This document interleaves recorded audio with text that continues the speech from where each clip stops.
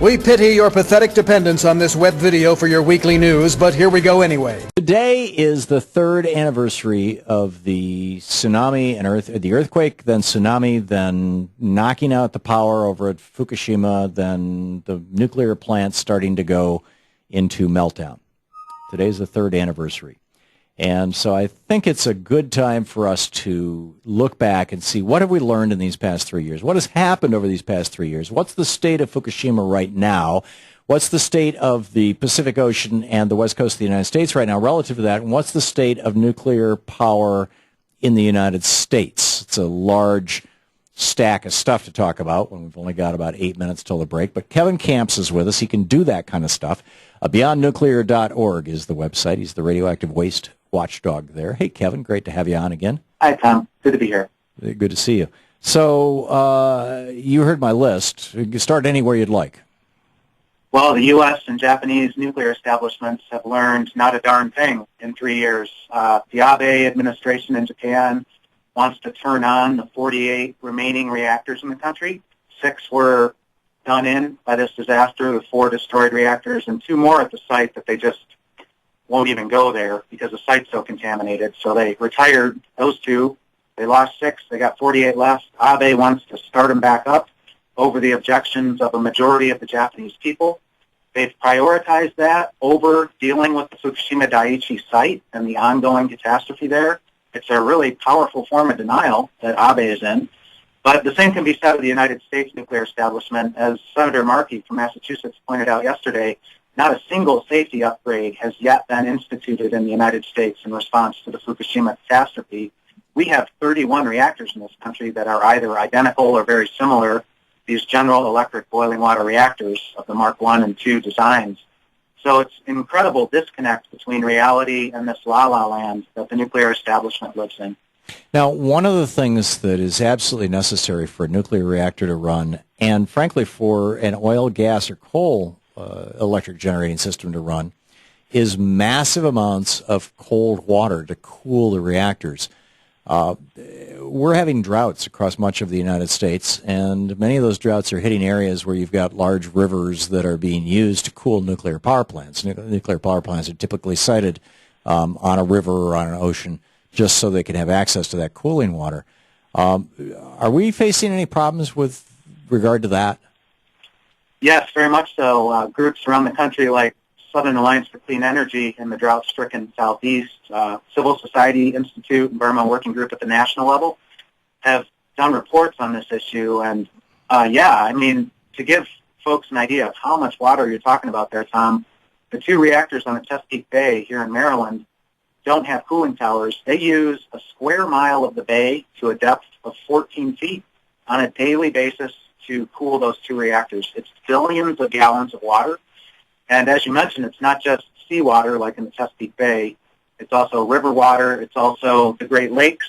So this is one of the biggest, along with coal and fossil fuel centralized thermal power, nuclear power is one of the biggest single users of water in the United States. Wow. And it was the loss of cooling water at Fukushima because the pumps that circulated the cooling water went out because the electricity went down and the backup generators were underwater. The loss of cooling water that caused the meltdown. Do we have reactors in the United States that could face problems or at least have to shut down, stop operating as a consequence of drought? Well, there have been instances a few days here, a few days there, even on the Great Lakes where the water gets too warm. Even on Long Island Sound, which is connected to the ocean, the water gets too warm and it can't be used to efficiently run and cool a nuclear power plant. So they shut down until the temperatures go down. But something that's been revealed by whistleblowers at the Nuclear Regulatory Commission, which is a very endangered species, believe you me, but, praise to them for stepping up and pointing out that there are reactors in the United States, some 3 dozen, that are downstream of major dams in this country. And so the threat of an inland tsunami, if these dams break, those reactors at 34 different sites will be underwater, as bad as Fukushima Daiichi was, no cooling. That's just one disaster scenario of cooling loss to reactors. Any loss of the electric grid combined with the diesel generators, and you are in a station blackout, you are in a Fukushima situation. So we have 34 potential Fukushimas here in the United States, at least. Oh, at least you've of course got seismic risks and tsunami risks for places like Diablo Canyon, California. Right. But ironically enough, and there is a going battle between NBC News and the Nuclear Regulatory Commission on this one, the NRC's own documents show that Indian Point near New York City is probably the most at risk of seismic damage in this country because it was so badly built. They didn't even know the fault lines were nearby back in the 1960s. They do now. NRC is swearing up and down that NBC's got it wrong, and this battle has been going on for 3 years. NBC's got it right. The NRC itself has admitted that Indian Point is a disaster waiting to happen if an earthquake strikes nearby. What's the status of the initial spillage of radioactive material into the Pacific from Fukushima arriving at the West Coast? And what's the status of the soldiers, or the sailors rather, who were on the USS Ronald Reagan that was apparently off the coast of Fukushima at the time that that reactor was melting down and those reactors were exploding and things? Well, it's interesting timing here on the third anniversary that the plume in the ocean is arriving at the west coast of North America. So the likes of Ken Buselier at Woods Hole Oceanographic Institute have estimated that already the Gulf of Alaska coastline of Canada is seeing cesium-134 from Fukushima. It's moving south. It'll hit Seattle as early as next month, certainly by summertime, and we'll move south from there, just given the way the currents are carrying it. So we're seeing that now, 3 years later. So that's of concern. What about bioconcentration in the food chain? Or has anybody found cesium or strontium in the meat or bones of large fish yet? Oh, yeah. The first documented cesium contamination in seafood was in bluefin tuna that were swimming off the coast of North America, the West Coast, in August of 2011. It only took them a few months to migrate across the Pacific. So bioconcentration, we're at the top of that food chain, unfortunately. The USS Ronald Reagan story is jaw-dropping. The number of plaintiffs now, sailors from the USS Reagan suing Tokyo Electric, is around 80. Major health damage, even birth defects in children that have born since the last 3 years to those sailors. And, you know, Tokyo Electric, years late, is admitting that the levels of radioactive discharge were multiple times what they had admitted to in the past. So that same dynamic of doubling or multiplied by 5 how much strontium-90 is getting in the ocean. Wow. And we're seeing ongoing releases. Just a couple weeks ago now, another 100 tons of overflow in the storage tank depot hit the ground, got in the groundwater, and likely flowed out into the Pacific. And the levels of strontium-90, which is a bone seeker, they're just off the charts. Bad, highly radioactive wastewater. They're leaking on a fairly regular basis at Fukushima Daiichi. So it's the leakage into the Pacific is ongoing and has been for 3 years. So if it's just hitting here right now, we can expect at least 3 more years of continuous increases. Does that make sense? Every day, on a good day, 72,000 gallons of radioactive groundwater flowing into the Pacific. These leaks from the storage depot are in addition to that. So 100 tons here, 300 tons there. Of water. When the tempests were hitting Fukushima Daiichi, there was a lot of overflow from highly radioactive wastewater storage. Amazing. Kevin Kamps, you can read all about it at beyondnuclear.org. Kevin, thanks for the great work you do, and thanks for bringing us up to date today. Hi, I'm Ernie Gunderson from Fairwinds, and I'm out of the office again. During the 3 long and frightening years since the triple meltdowns of Fukushima Daiichi, the world has heard less and less about this man-made disaster. How did this tragedy happen? As the world governments continue to cover up the true magnitude of this disaster, and the mainstream media ignores it, people around the world write and call Fairwinds with their questions. The phone calls, emails, and letters ask, is most of the cleanup complete? Are the people of Japan, especially the children, okay? Are the Japanese evacuees returning home? And are the oceans okay? Sadly, the answers are no. And we're left with questions like, what does the future look like for Fukushima Prefecture and for Japan as a whole? Let's start at the beginning. when the fuse was first lit for the Fukushima Daiichi triple meltdowns. In 1966, during the design phase of the Fukushima Daiichi site, the American company, General Electric, made particular design decisions that impacted the Daiichi site. Over the protests of Japanese seismic and tsunami experts, General Electric decided to cut down the naturally formed cliff to a low height of approximately 25 feet above sea level in order to build its power plants. Yes, GE knew of the history of Japan's tsunamis, and knowledgeable scientists protested this decision. And still, the corporation chose to cut down the natural cliff and only build a 16-foot-high tsunami wall. This decision flew in the face of Japan's 2,000 years of tsunami history charting. It charted tsunamis as great as 135 feet high. Why did GE make that decision? I wasn't there. But I believe it was a decision to save money during the construction and operation of the Daiichi plant, coupled with post-World War II engineering hubris. It's that simple. Having won World War II on two fronts, American engineers believed they had the best answers to any problem facing the world, and they were intent on marketing nuclear power as a peaceful solution to the nuclear bombing of Japan. This disaster was not a new safety issue that suddenly occurred in 2011. Regulatory bodies around the world were well aware that General Electric's Mark I boiling water reactors have many operational and safety deficiencies, as evidenced by the Daiichi meltdowns. Okay, let's fast forward 45 years to the 45-foot tsunami that hit the Fukushima site on March 11, 2011. Just as the Japanese scientists predicted and feared back in the 1960s, the 16-foot tsunami defenses were totally overwhelmed when the tsunami destroyed the cooling pumps along the ocean and flooded the emergency diesels.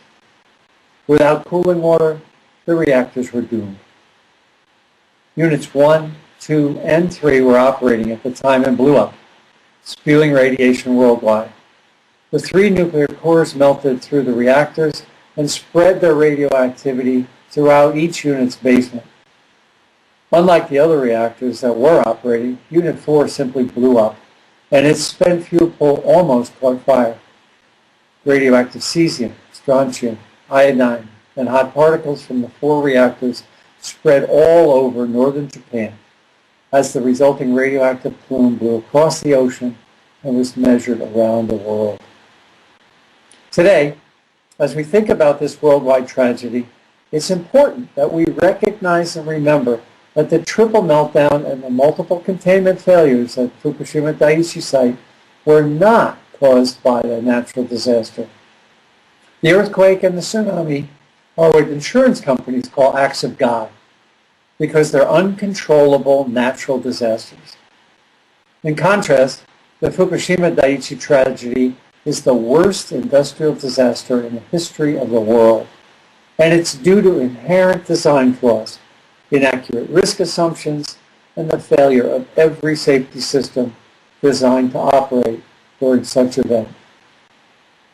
This tragedy was preventable, but corporate financial goals, world politics, and engineering hubris put money and power before the lives and health of people who farmed, fished, and lived for hundreds of years in Fukushima's thriving communities. Let's fast forward once again, but this time to March 11th, 2014, and focus on the fact that the aftermath of this catastrophe remains as hazardous as ever. The power plant site itself, entire sections of the surrounding Fukushima prefecture, and the Pacific Ocean are contaminated in ways humans never imagined. So no method of mitigation exists. The Fukushima catastrophe will continue to be life-threatening and continue to cause extreme hardship for TEPCO employees and cleanup workers, the former Fukushima residents who are homeless and being forced to return to a contaminated environment, and to the Pacific Ocean, its habitats, and the ecosystem. The only positive event during the last 3 years is that TEPCO is finally moving the fuel out of Unit 4's spent fuel pool, slowly, methodically, and hopefully safely.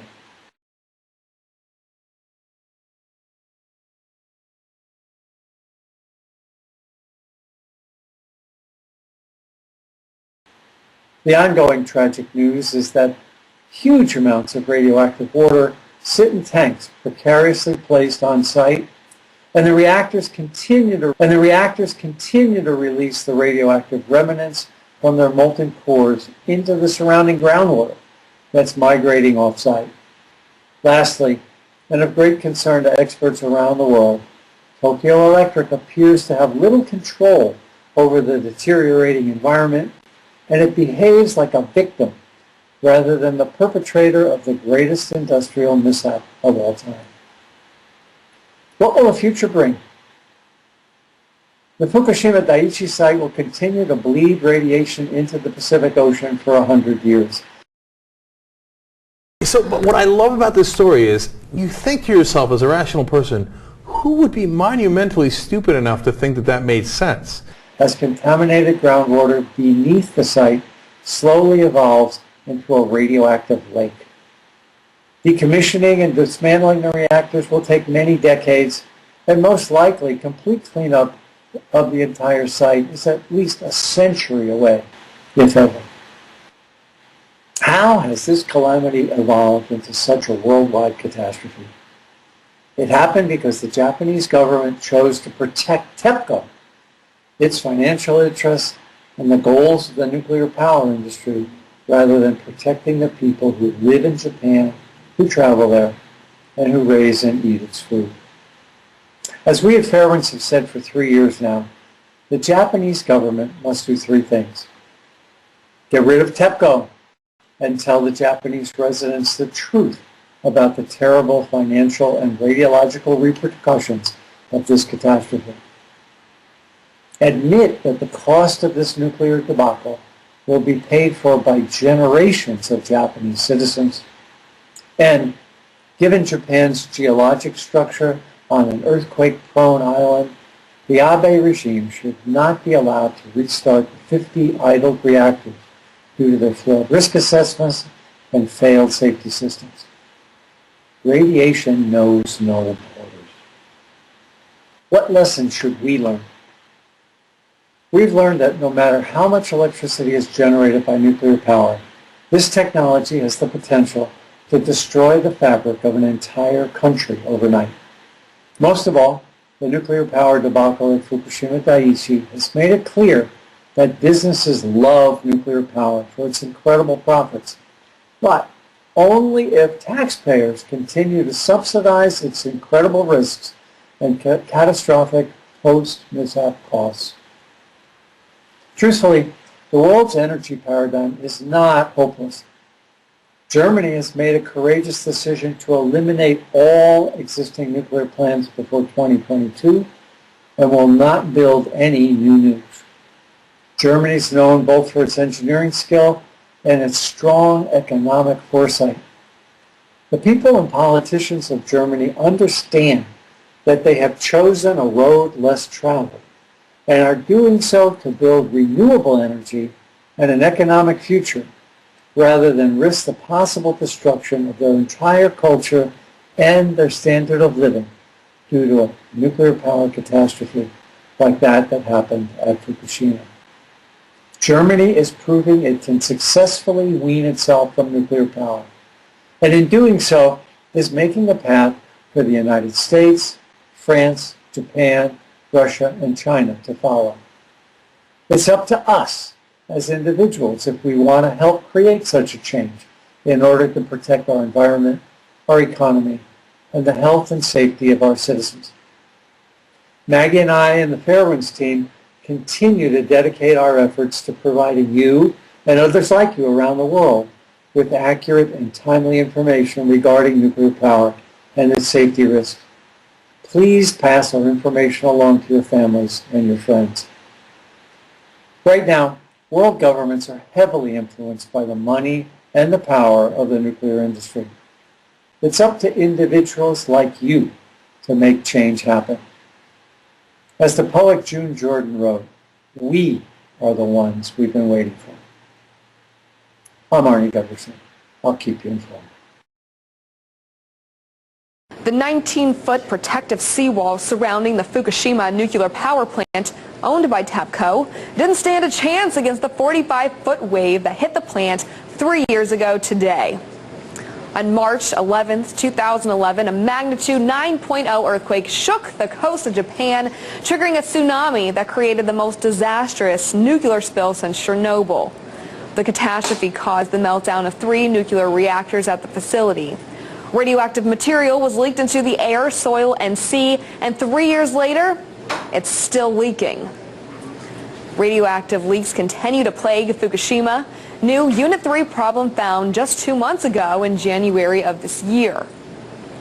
The company said the reactor has been steadily cooled, but this isn't an isolated event. In August 2013, there was a 300-ton leak of highly contaminated water. This spillage was the most severe since March 2011, and TEPCO says it doesn't know how the water leaked or where it has leaked to. Then, just 2 months later, in October 2013, another 430 liters of radioactive material leaked from TEPCO's plant and may have flowed into the sea. Since the start of the Fukushima disaster in March 2011, leakage of radiation-contaminated water has posed a major threat to Japan's population, environment, and economy. But just how widespread is this disaster? The amount of noxious material leaked into the ocean is difficult to know for sure, but at least 219,000 tons have been documented. Traces of the nuclear spillage are being carried far off the coast of Japan by rain, wind, and ocean currents.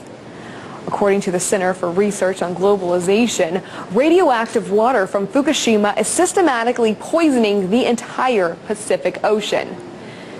In April 2011, fish were caught with radioactivity exceeding safe levels 50 miles off the coast of Japan. As a result, scientists are looking at Fukushima's role in a number of recent natural phenomena. In Hawaii, extremely high levels of cesium and radiation were found in dead tuna fish in 2011. In Washington state, millions of starfish washed up dead on the shores of Puget Sound. Biologists found one species of starfish that's literally melting on the seabed. Scientists have not ruled out the effects of Fukushima leakage in the die-off. And in British Columbia, an unusually high death rate among orca whales was reported in October of last year. Researchers also documented puzzling behavior from killer whales off the coast, including lack of vocalization and smaller traveling pods. And in Southern California, an unusually high mortality rate of sea lions was reported in 2013, sparking a government investigation that included looking at radiation related to Fukushima. After almost 3 years, TEPCO is still facing a major challenge to contain radioactive water at the site, amid harsh criticism and calls to put Fukushima-related work under government control. Earlier this year, a former employee in the facility said that one of the reasons for so many leaks could be the cost-cutting measures TEPCO has applied, such as using adhesive tape on key equipment. In Washington, D.C., Perry Ann Boring, RT. The operator of Japan's Fukushima nuclear power plant says it might eventually have to dump hundreds of thousands of tons of contaminated water into the Pacific Ocean. It's been 3 years since the nuclear disaster, but TEPCO is still struggling to clear up, with occasional radioactive leaks still happening. Well, RT has been following the disaster since it began.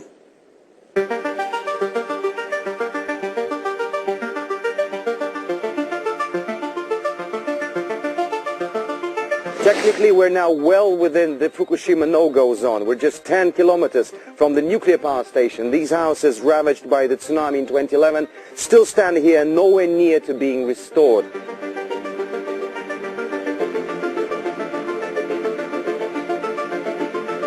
One of the frightening things about this entire incident is that there are no concrete boundaries that can clearly guarantee your safety. It's hard to say what gives you a creepier feeling, the trail of destruction left by the 2011 tsunami, or the houses untouched by natural disaster but abandoned after the nuclear accident. Just to give you an idea of the consistency, right now the Geiger counter is reading 3.29 microrings, which is about 30 times what is more than the accepted level. But if you come down here to where the soil and the mud has collected the radiation, it quickly jumps up, and it's still climbing. Earlier we got a reading of 99 microrings, which is about 1,000 times more than what is the accepted level of safe radiation. The place where I'm at right now, more than 10,000 people are currently living.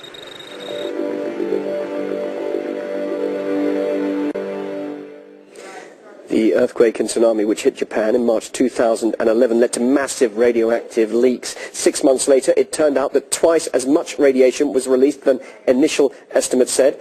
By October 2012, operator TEPCO finally admitted it failed to implement safety improvements that led to the meltdown. Then, a year ago, record radiation levels were found in local fish, and it was revealed 3 months later that the cause was radioactive water leaking from a storage tank. Well, last August, TEPCO confessed that around 300 tons of highly radioactive water had leaked from Fukushima since 2011. Cristina Consola researches the effects of nuclear incidents, and she says the Fukushima cleanup efforts are poorly managed. Many of the things that they're doing at the Fukushima site are purely cosmetic to have the appearance that there is some kind of decommissioning going on. We have the massive amount of water that's being poured and collected in tanks, and those tanks are failing. And so at some point a decision is going to need to be made about what they're going to do with the water in those tanks, because the goal is to keep the workers on the site for as long as possible so that they can try to mitigate any problems that occur from failures in all of their systems. Thousands have been rallying in Tokyo protesting against the nuclear industry. The Fukushima disaster created up to 300,000 refugees. Cristina Consola says that those people might never return home. According to the Japanese government, they're trying to move people back into some of those areas because they've done decontamination, which people who have worked on the decontamination process have stated, that it hasn't worked. And we know just from bomb testing that even hydrochloric acid doesn't remove radiation. So I think that, that is false information that's being perpetuated by the Japanese government in a way to try to assuage people's fears.